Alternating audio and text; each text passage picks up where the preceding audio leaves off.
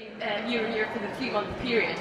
And you might see this here. I wonder why I'm explaining, we're driving Chinese travellers to places like Norwich, West Bromwich, Bolton. It was as much a surprise for me as I'm sure it is for you guys.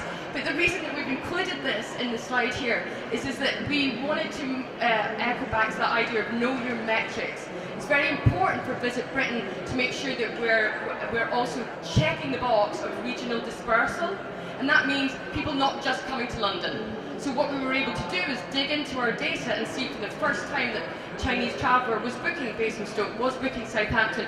I could probably debate the reasons why on that, but we're really pleased that we were able to share and tick that box and grow the market share overall. So, innovation was one of the key learnings I said at the beginning, and it's not just about looking at new markets like China, but it's also about how we can talk in new ways to our customers. So one of the briefs challenges that we were set was data capture, which is a relatively dry brief. Yeah, it's a relatively dry brief, but what we were able to do was to create a really engaging mechanic. What we did is we took a twist on the sort of very traditional institution that is Great British Afternoon Tea. And we created a mechanic, a very simple personality quiz, which I'll show you a little bit of now.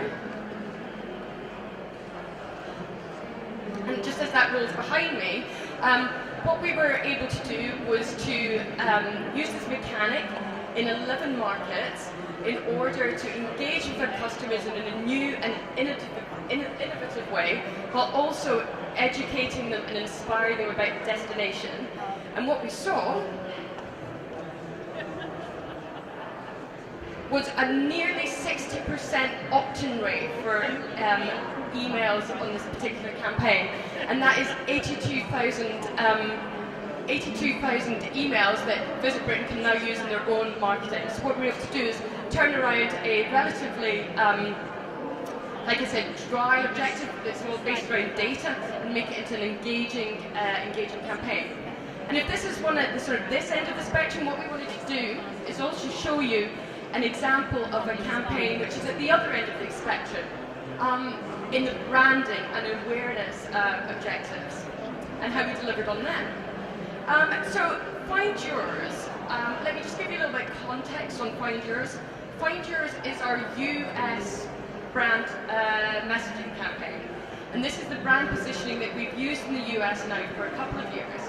The messaging is really about how users and how travellers connect and share their experiences and the connections that they make through travelling and the enrichment that travel brings to their lives. I'm just going to show you a quick example of the creative just to bring that idea to life for you.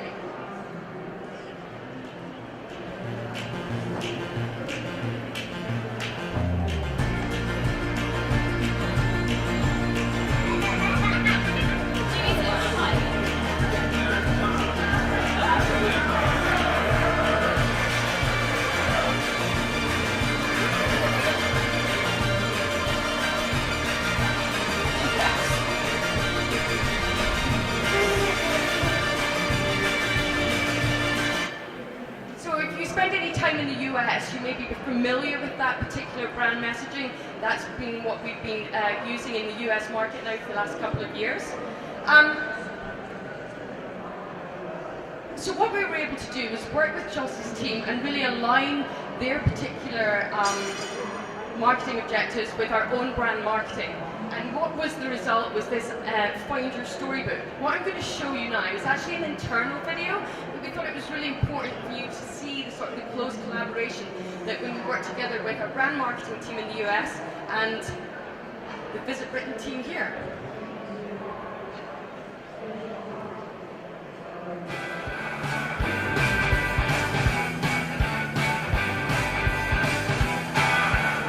Storybook is about a fantasy coming to life. It's about a mom who is explaining to her son a story about castles and dragons and knights. And what we see is those things can actually be real. Get to sense this relationship between both the mother and the son. And I think that's really the thing that is the strength of this commercial film.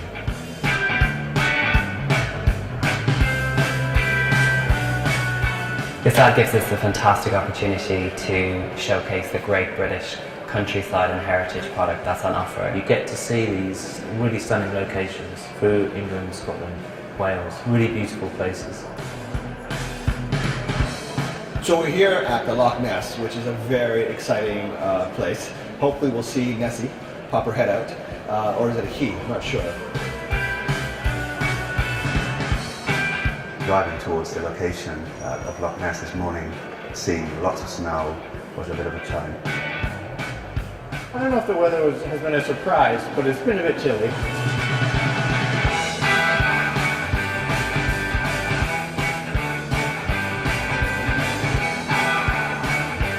We had a great double-decker bus scene at the Westminster Bridge, where they're riding along the top and they're pointing out Big Ben, and it looked really beautiful.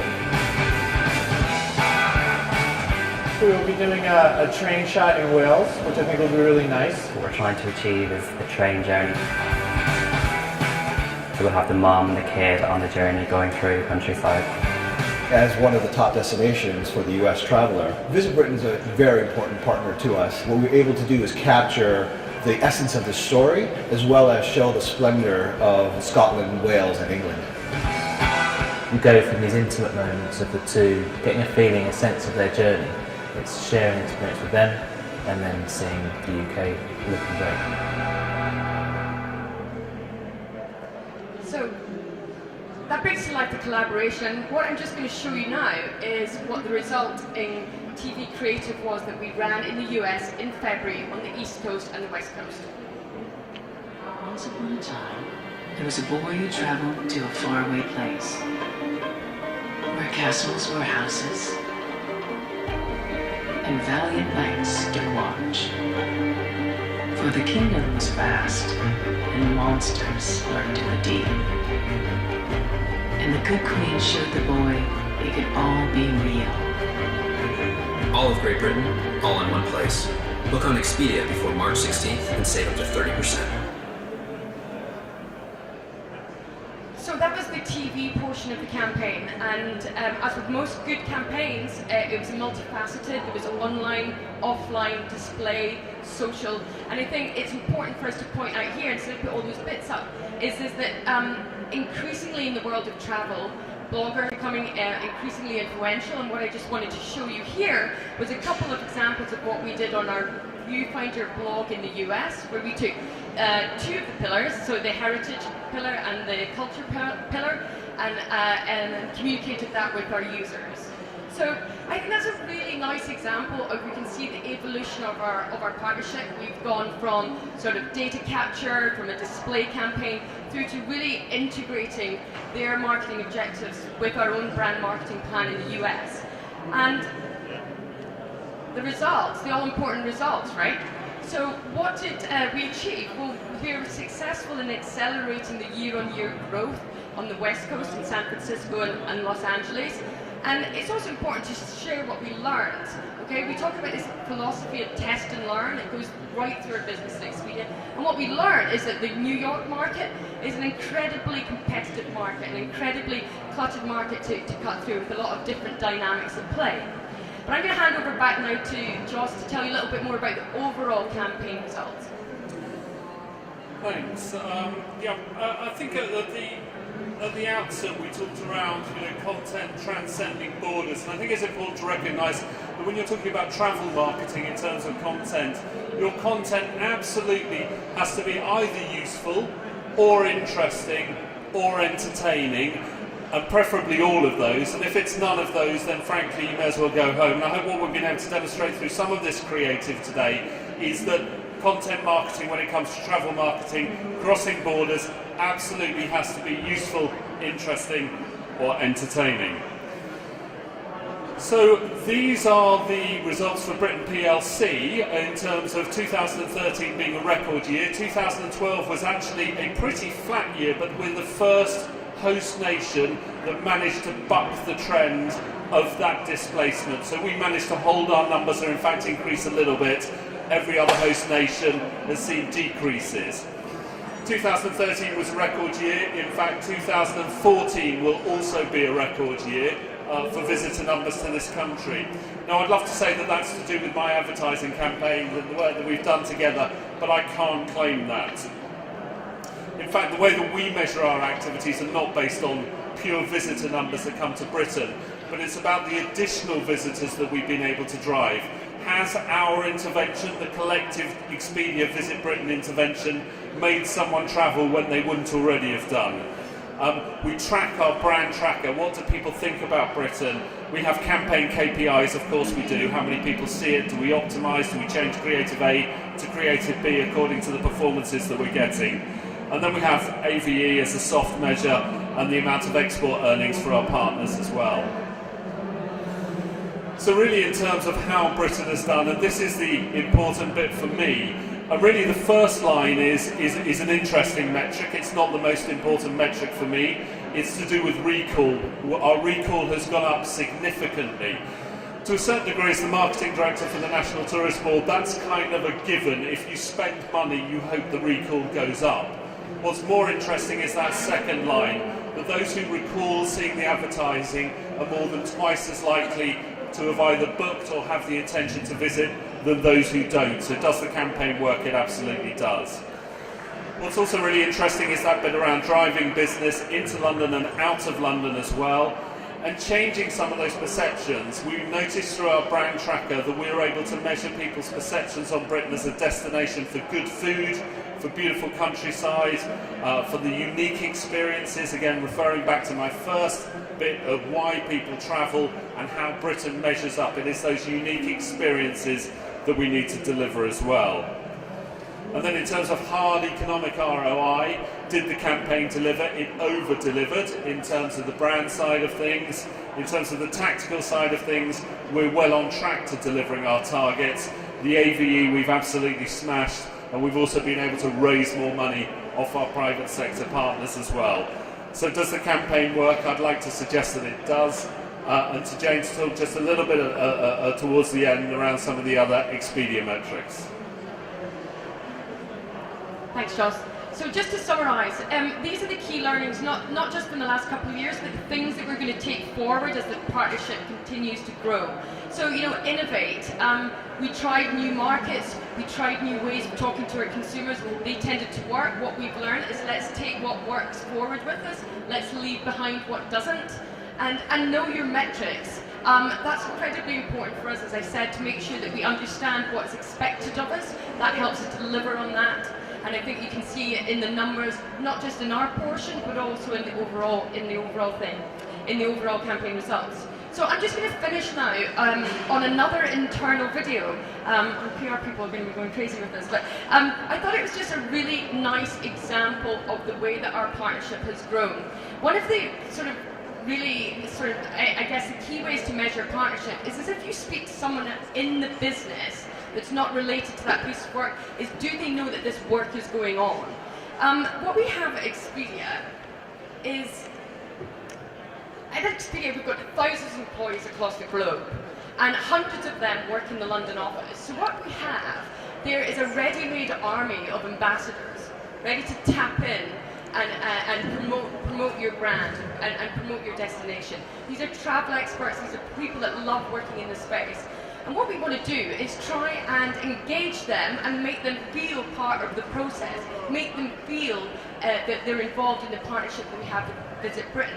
And so one of the things that we did is that we had a Great Britain Day in the office, and we sort of looked at those 200 or 300 international employees that work in the London office and wanted to engage them in what we were doing.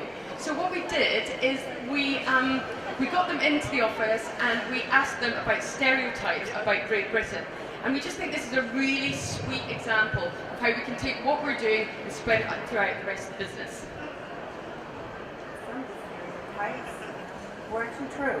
There were men who walked around with bowler hats and furled umbrellas and wool suits. The British politeness really is true. In the UK it's more of a habit actually queuing, and you kind of get used to that habit, to be honest. But even in London, people are friendly. Like there's people from all over the world, all over the UK, and it's it's never inappropriate to be polite here. I didn't know that British people say sorry every single second, even when it's not their fault. Cheers is used for a lot more than just cheersing with drinks. Cheers is like, thank you. Cheers is, I'm sorry. Cheers is a very versatile word. British people really like the royal family. British people really do talk about the weather all the time. If you're not British, you're not allowed to make any fun or jokes of the royal family. That's a very sensitive topic here. Also, when you're on the tubes, that you have to stand on the right, and you can tell when someone is new here because they just standing there all the side, and everybody starts being grumpy about them. It's true. The British are really mad about tea. Every time I've had a crisis or I've been upset, someone has always offered me a cup of tea. Tea cures all ills. And milk goes in tea. That was a big surprise. So thank you very much for listening to us. We're really glad that you came along today. We're obviously happy to take any questions that you have, and thank you again.